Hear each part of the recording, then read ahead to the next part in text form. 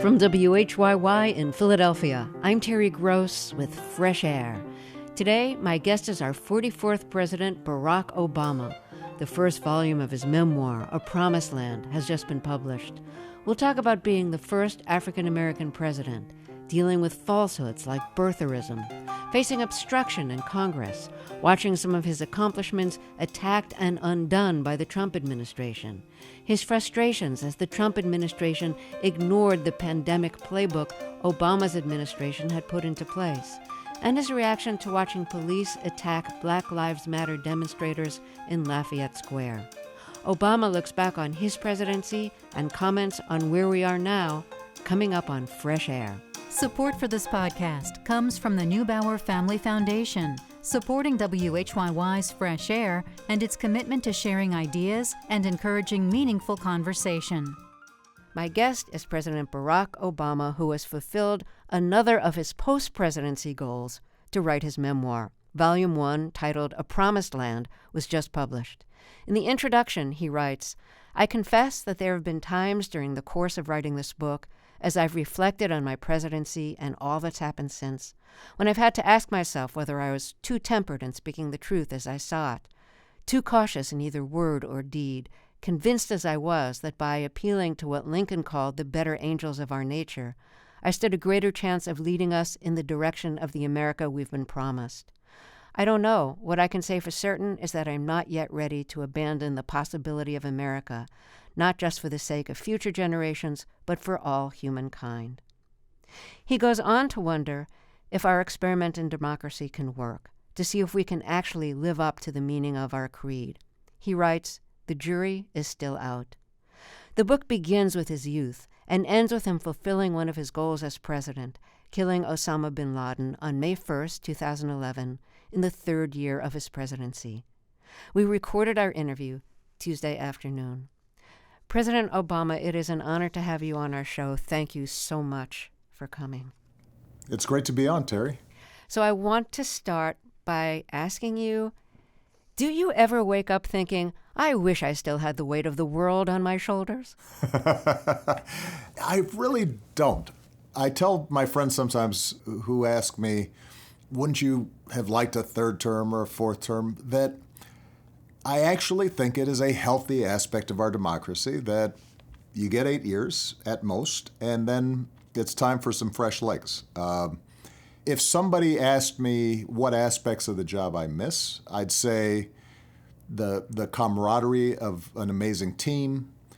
The policy work is fascinating. I joke that if I could sit in some sweatpants and a T-shirt in my home office and relay information to a front man or front woman who was doing all the pomp and circumstance and ceremonial stuff, then I might enjoy doing a little more policy making. But I think 8 years gives you a good stretch of time to be able to get some stuff done.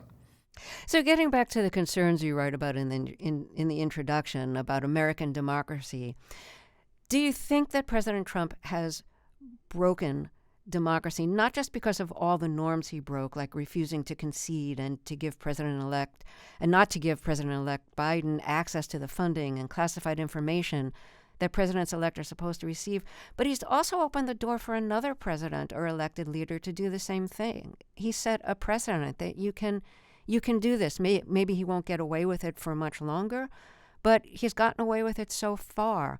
And most of the Republicans in Congress said nothing or supported him. Well, I think the last point you made is the one I'm probably most concerned about. Donald Trump is who he is. And even prior to his election, it was clear that he was going to behave in a certain way. It didn't get tempered by the presidency.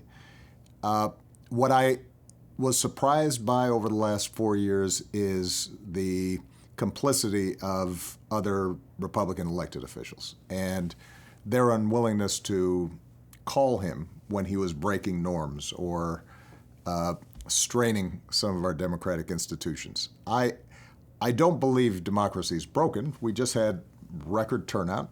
We had an election in which despite what the president's saying, you're seeing state officials run an orderly process, and even Republican officials who are responsible for counting votes doing so in a way that reflects their integrity.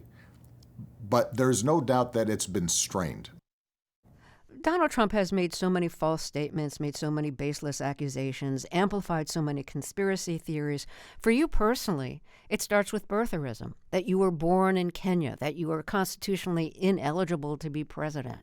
And posting your birth certificate, posting the newspaper clipping announcing your birth in Hawaii wasn't adequate evidence to convince him or his followers that you were an American citizen born in Hawaii. To me personally, following this when it happened, it seemed kind of ridiculous and silly at first. And then I started realizing people are taking this seriously. A lot of people believe this. This matters. What was that process like for you? Did it seem ridiculous and silly at first? And then did you realize that you had to take it seriously? Yes, it seemed silly at first. It seemed silly in the middle, and it seemed silly at the end. But despite initially treating it as a bad joke, what I was forced to acknowledge was that it was consuming time and energy and bandwidth on my staff, and that ultimately I ended up having to address it directly in the White House briefing room just to get it to stop so that we could get on with the business of discussing budgets and the Afghan war and other important issues. And in this case, by the way, and this I think is important to note, it wasn't just the Fox Newses of the world or the Rush Limbaughs of the world that were amplifying this baseless and ultimately racist claim.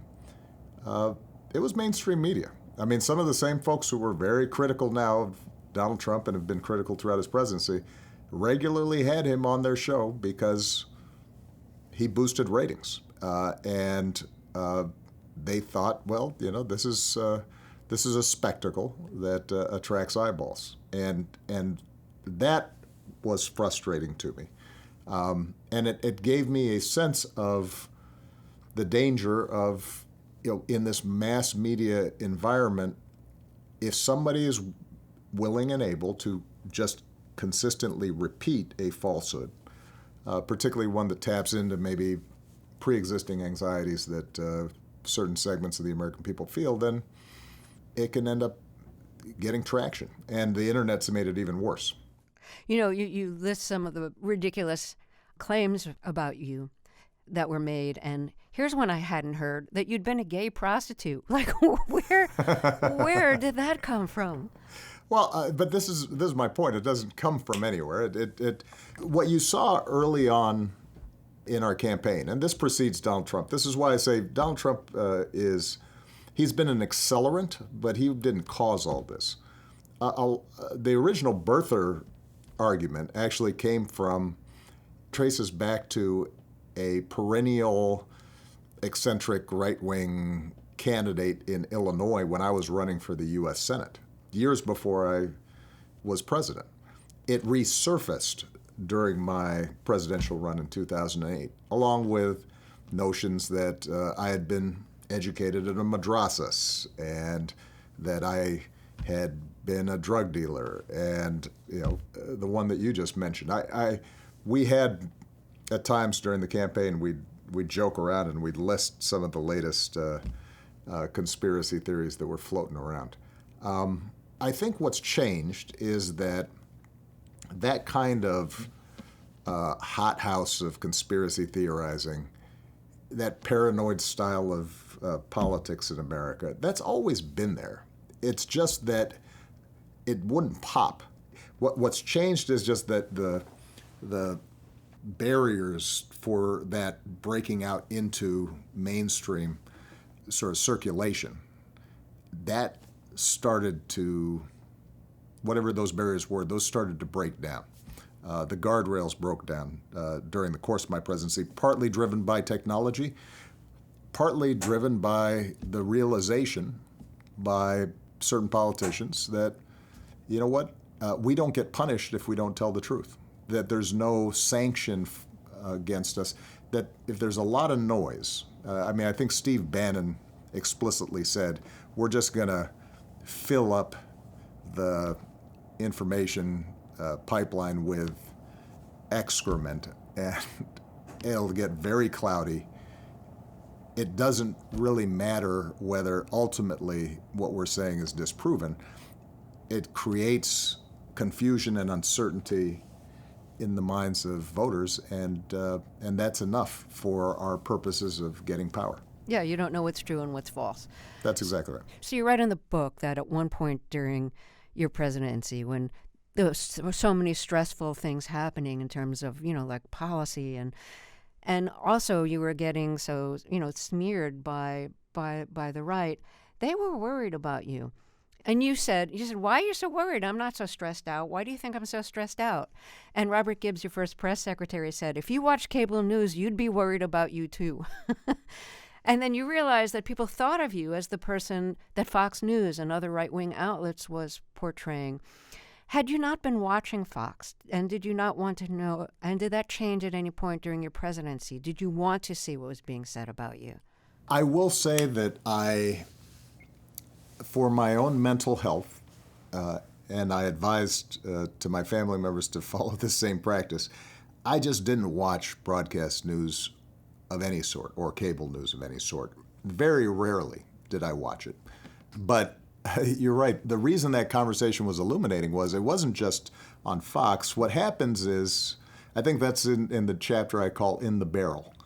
and that was a phrase we used to use when the media narrative turns south and you are tumbling over the falls, in the sense that all the news is bad. You can't get out of this cycle of people thinking that you're inept, that you're politically wounded, that your allies stop defending you quite as much, your enemies sense blood in the water. And what happens is that visually, the pictures that accompany the stories that are told about you on television start changing. And that's something I hadn't really noticed or realized, because, look, television is a visual medium more than anything else. So suddenly I noticed that all the pictures that are being used of me I look really older and somber, and I'm more alone, whereas when things were going good, I'm smiling and I'm hugging babies, and you got dogs, dogs running around, and life looks good. Birds are chirping over my head. Probably there was a little bit of a disadvantage for me in not following as carefully what was going on television. There would be moments during my presidency where there would be something I thought we were handling well, and yet my press secretaries or communications folks would have to come and say, listen, this is a problem. And I'd say, well, why? I don't understand. Actually, we're doing everything we're supposed to do. And they were tracking how the media environment was telling the story.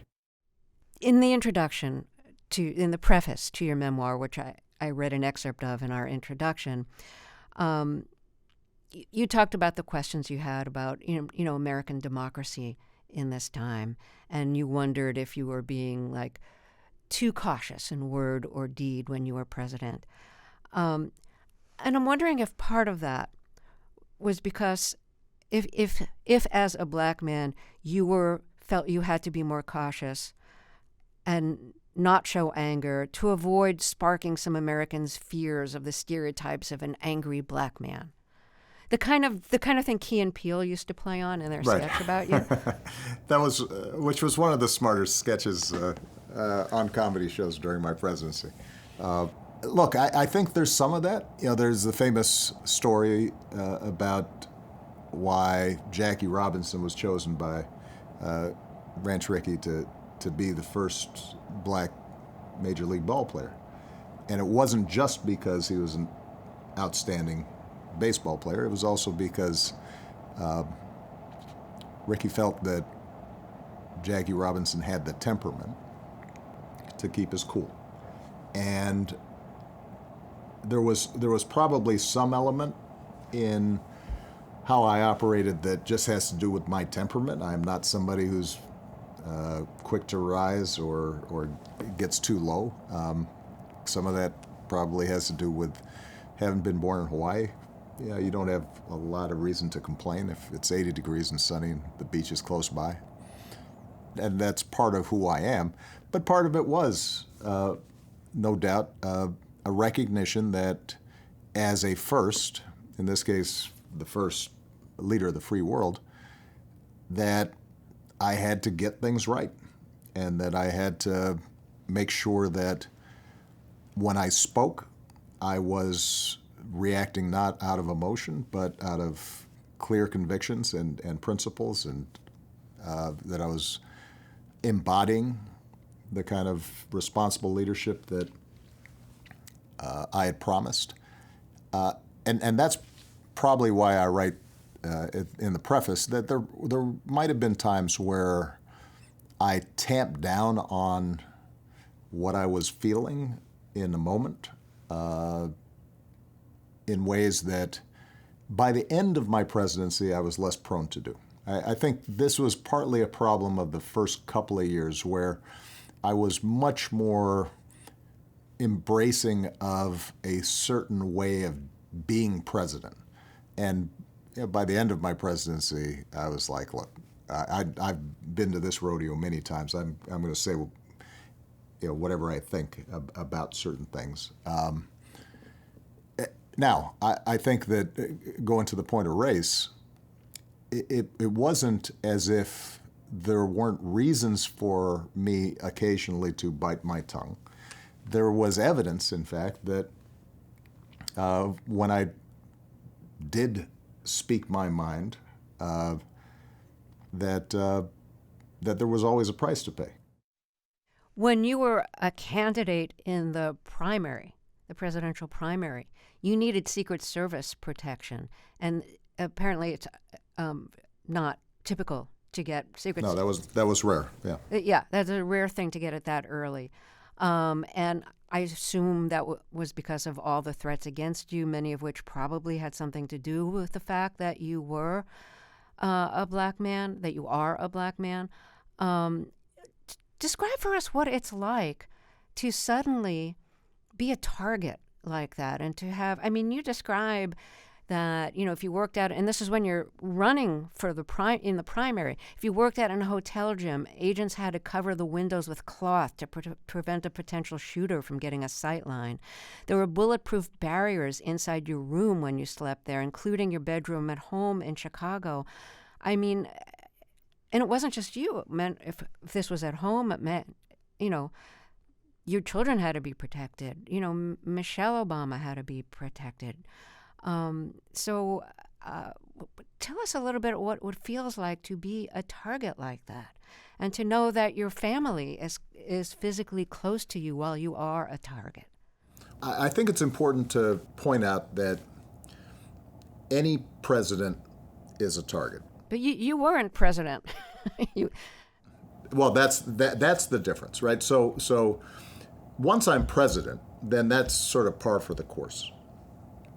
I think what was different was that I got Secret Service protection about 2 or 3 months into my candidacy, right? I was still a year and a half away from being president, and that does not normally happen, and it was because the volume of threats directed against me coming, the amount of incoming into our campaign was several factors higher than anybody else, than anything Secret Service had ever seen.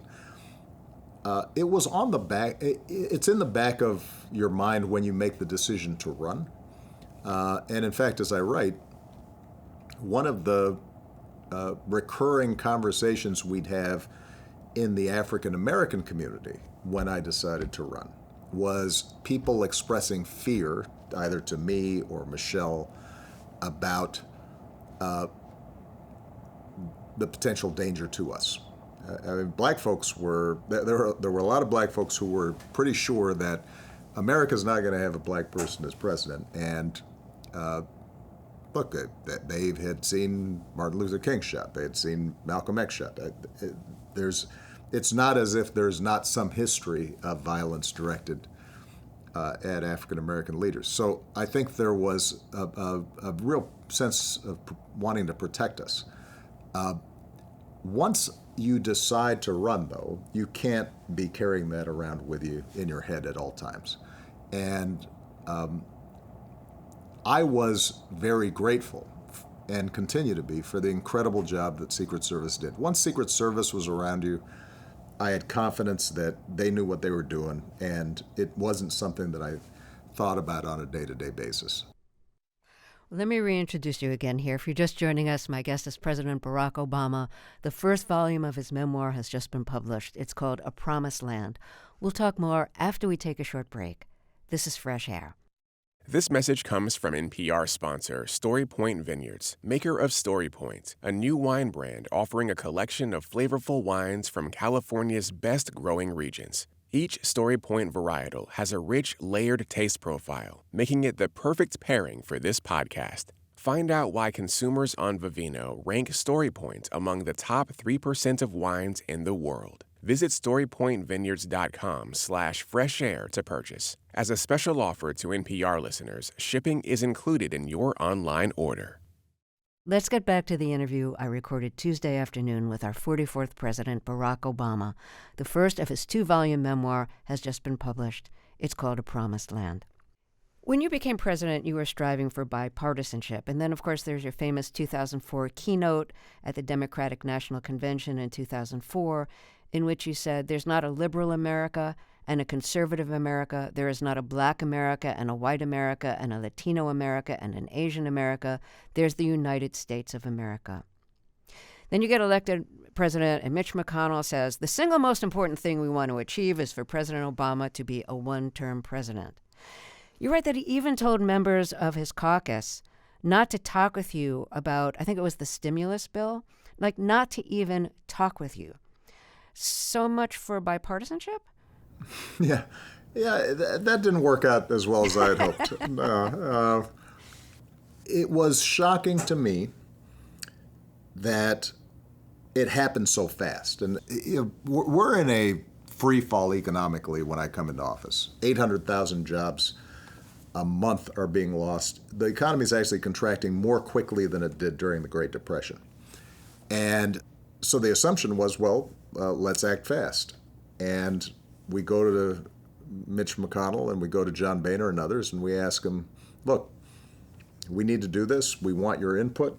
Tell us what provisions you want. Do you want tax cuts? Are there certain projects that you historically have supported that would help boost demand, like spending more on infrastructure, et cetera? And I describe how on my way to meet with the Republican caucus before the vote, just as we're about to get in the car, David Axelrod, my communications director, and Robert Gibbs, my press secretary, come into the Oval Office and show this AP story where John Boehner, before I've even shown up to make the case to the caucus, says Republicans are going to oppose all of Obama's proposals for stimulus. And what became clear at that point was this, as I say, I guess this thing's not on the level. There wasn't even a pretense of let's negotiate, but rather a determination that it was going to be to their political advantage, knowing that the economy was going to probably keep on getting worse, not to be seen as being part of any solution. And what McConnell and Boehner figured out was that obstruction would work for them, and they could keep it up for as long as it took without a lot of shame about it. Well, speaking of obstruction, Merrick Garland. When you nominated Merrick Garland to be a Supreme Court justice, you had 10 months left in your presidency. And Mitch McConnell said, no, we have to let the American people decide. You know, the term is almost over. It's too late. And, of course, with Amy Coney Barrett, who was confirmed just days before the election, that was perfectly fine. Yeah, I guess it's not on the level. Yeah, that is what that is what you said. What was it like for you to be watching that? Well, look, here's the thing. I came to realize, I'd say 6 months into my presidency, was that some of the old standards, some of the old norms, restraints, sense of responsibility for governance, the idea of a loyal opposition that objects to certain policy proposals that the president may put forward, but nevertheless feels some sense of shared duty to get things right for the American people, that most of that had broken down along party lines a while back. And Mitch McConnell was going to do whatever he could do legally, even if it wasn't fair or consistent, even if it involved a complete 360 in policy. So we've talked a little bit about some of the things you wanted to get done, but you couldn't because you were being obstructed. But so many things that you did get done were undone by President Trump. The Iran nuclear deal, the Paris Peace Accord, DACA, the Dreamers Act, ongoing attempts for years now to undo the Affordable Care Act. Its fate now rests with the Supreme Court. The Republicans have pledged to end Obamacare for years. How have you dealt emotionally with watching some of your accomplishments as president get canceled and undone by the Trump presidency? 23 million people still have health care that didn't have it if we hadn't passed that law. And I actually believe, not because of any inside information, but based on the arguments that were made before the Supreme Court, that this will be the last gasp of trying to undo it, and that it will have been a permanent and beneficial expansion of health insurance to millions of Americans when all is said and done. One of the ways I came to think about the presidency was as a relay race. You get the baton, you run your race, then you hand off the baton. And all you have control over is that portion of the race that you run.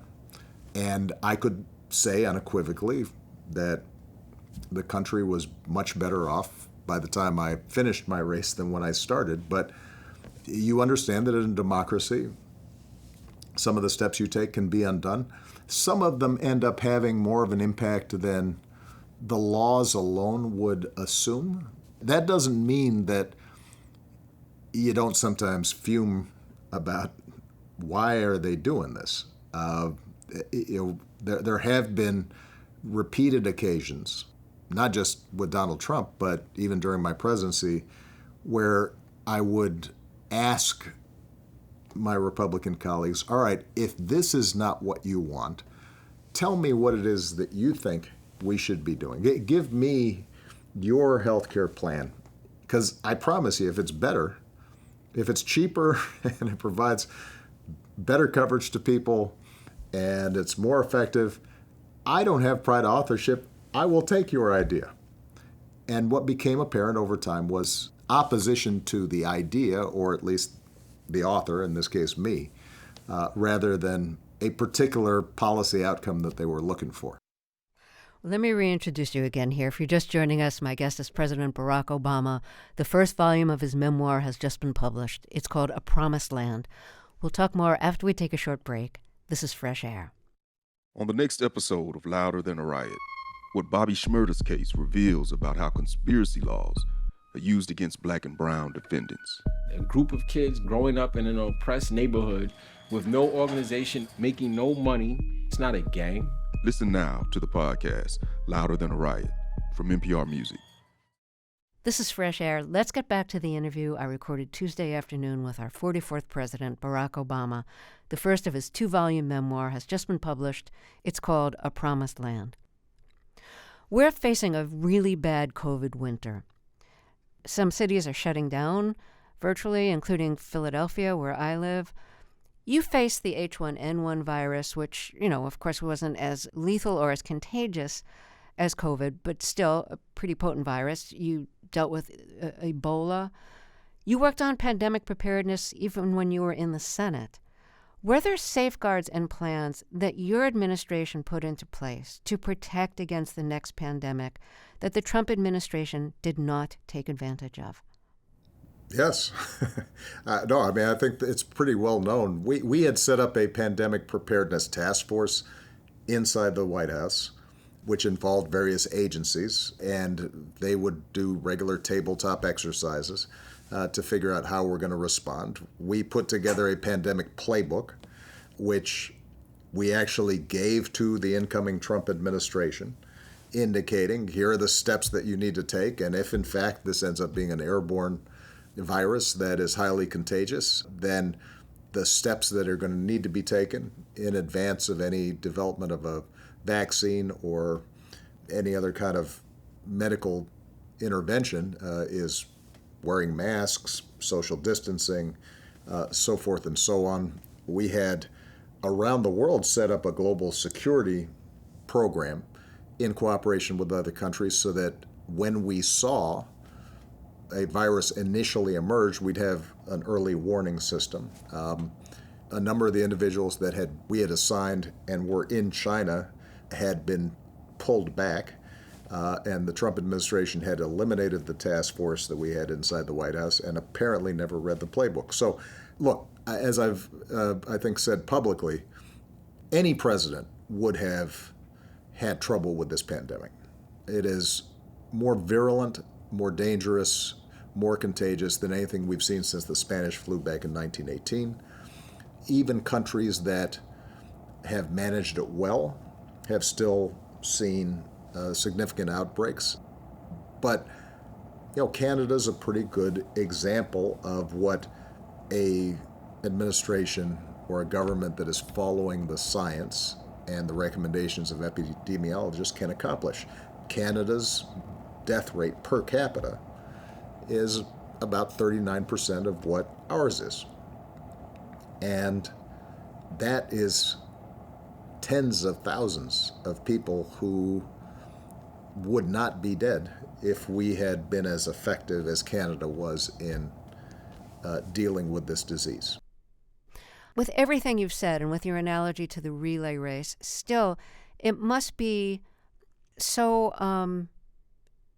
aggravating? Yes, thank you. Aggravating is a good word. Yes. How do you deal with all that aggravation? Where do you channel it? You work out a little harder in the morning. You hit that treadmill a little tougher.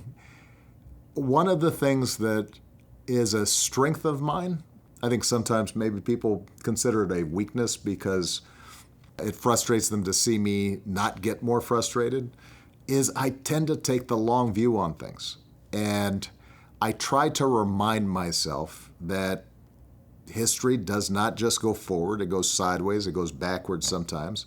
The path of progress is bumpy, and there are going to be setbacks. And look, the Civil War and the 13th and 14th and 15th Amendments were followed by Jim Crow and the Klan and lynching. And that was horrific and heartbreaking. That didn't negate the importance of the 13th, 14th, and 15th Amendments. It just meant that some bad stuff happens, but you keep on trying. And I think that's how I ended up feeling about what I got done during the presidency. I felt that we had advanced the causes that I cared deeply about and that mattered to the American people. Not all of them were going to stick exactly the way I wanted. That didn't negate the importance of pushing to try to get that stuff done, even in those areas where Donald Trump completely reversed course. Now, look, do I occasionally curse when I'm reading the headlines over the last 4 years? Yes, I do. Have I had some venting or ranting on occasion with Michelle over the dinner table? Absolutely. I don't want to pretend like there haven't been moments where and the same is true in the presidency. I mean, I try to show in this book that whatever may have looked like no drama Obama didn't mean that I wouldn't be going back after the press conference or the public statement and figuratively kicking the chair over. So I want to ask you about the Black Lives Matter movement and the huge protests after the death of George Floyd in the hands of police. I think a lot of people are wondering, if you were president, how would you have handled it? Well, this will appear more in Volume 2, but we had Ferguson and the tragedy of Michael Brown and Eric Garner and a series of deaths of black men at the hands of police during my presidency. Tamir Rice, not a man, but a child. You know, the challenge that I had when I was president is one that I think every president, no matter how much he cares deeply or she cares about, hopefully at some point a she, cares deeply about this issue, is going to confront, which is that our criminal justice system is primarily local. It's not primarily federal. And so you don't have all the levers that you'd want to change the system as rapidly as you'd hope. What we were able to do was, number one, and I think most importantly, set a tone, which is that, you know, we value good policing, but we recognize that there are times where this system is infected with racial bias like every other part of our society. It's not a condemnation of all police, but it's a understanding of the truth of America, and that it's important for all of us to do something about that. And that's the tone I tried to set.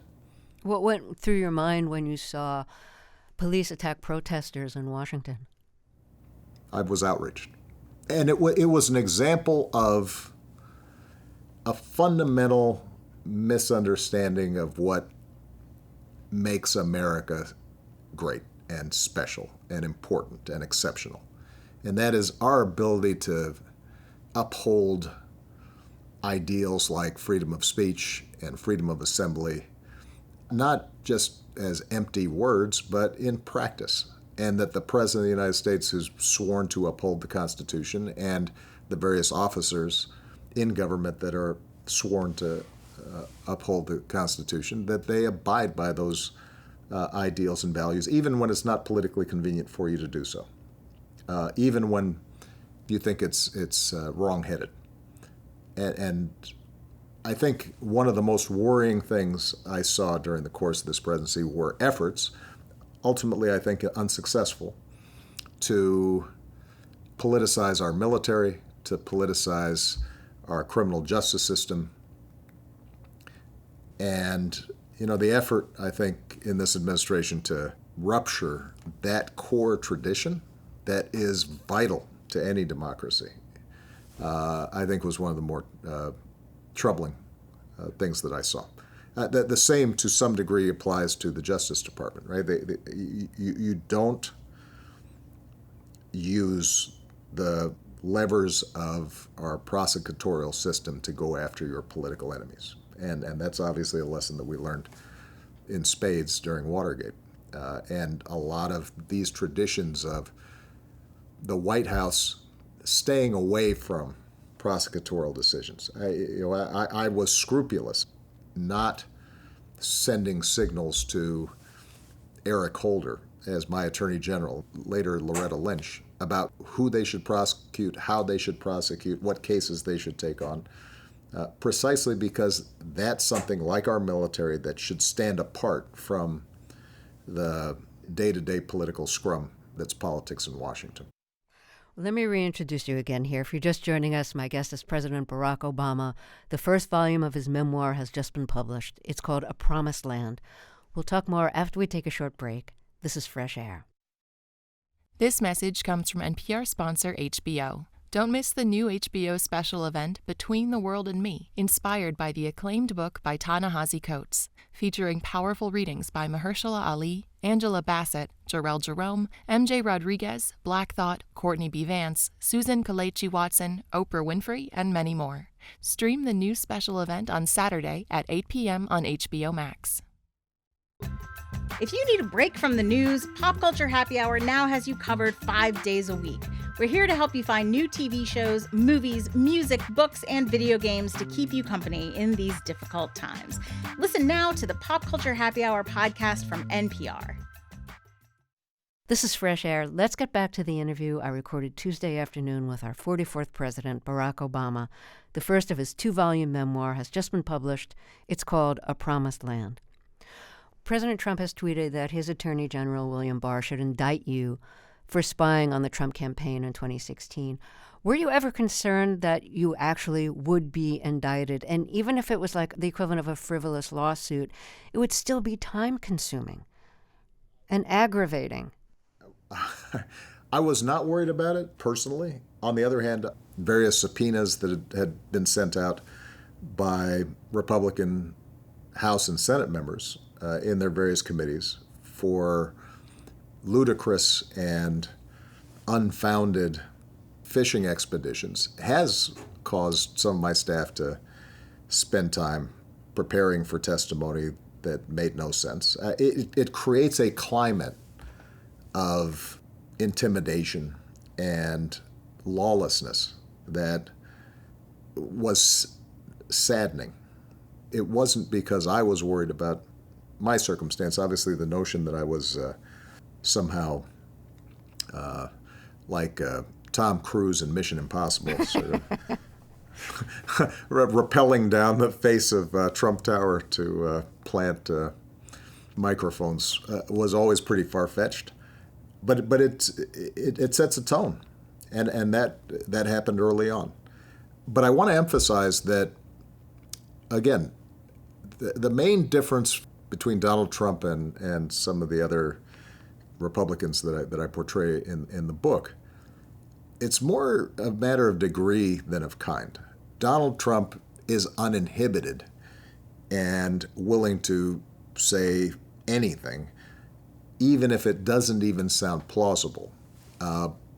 But you look at something like Benghazi, which I'll write about in the second volume, where a genuine tragedy in which our White House does everything to prevent, are heartbroken by, these are people that we worked with, that this becomes some weird conspiracy theory that continues throughout my second term and is subject to countless hours of hearings and investigations and testimony, and all of which at the end the Republican investigators conclude was baseless.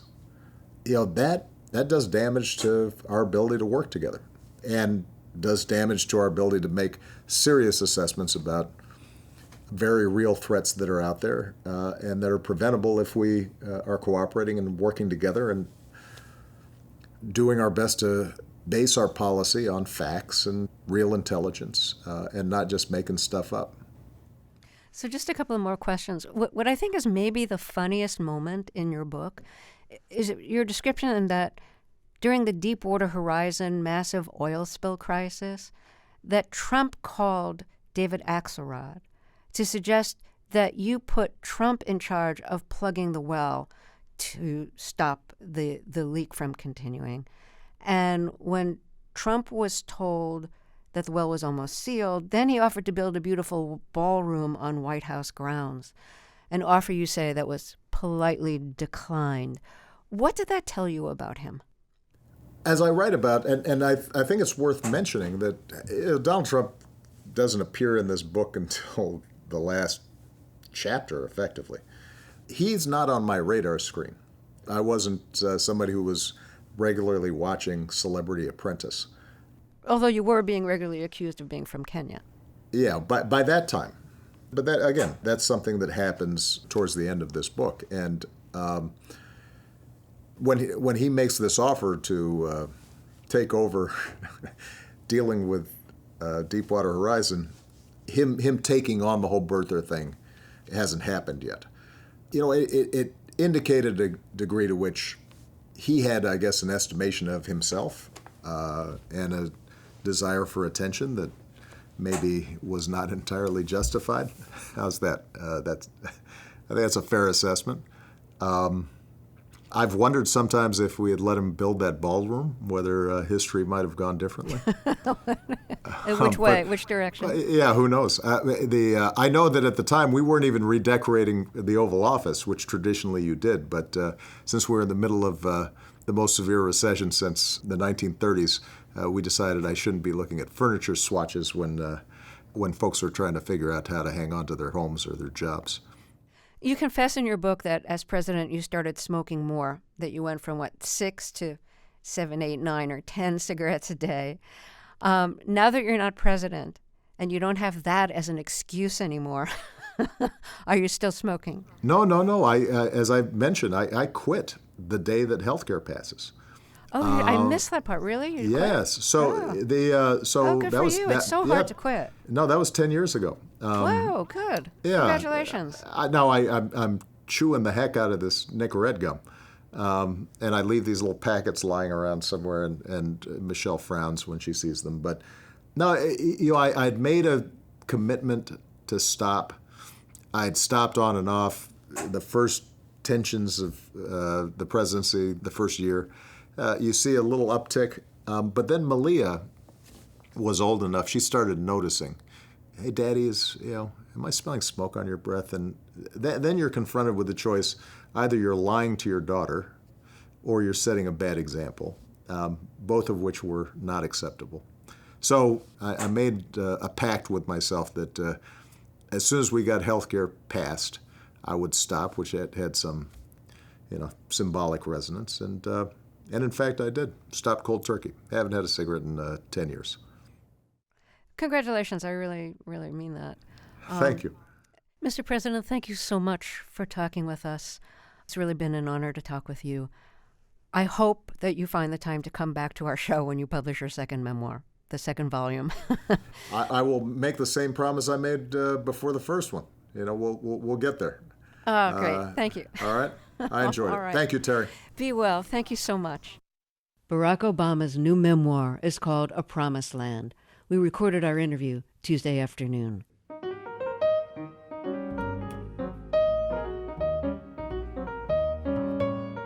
Fresh Air's executive producer is Danny Miller. Our technical director and engineer is Audrey Bentham. Our interviews and reviews are produced and edited by Amy Salet, Phyllis Myers, Roberta Shorrock, Sam Brugger, Lauren Krenzel, Heidi Saman, Teresa Madden, Anne-Marie Baldonado, Thea Challoner, and Kayla Lattimore. Our associate producer of digital media is Molly C.V. Nesper. Seth Kelly directed today's show. I'm Terry Gross.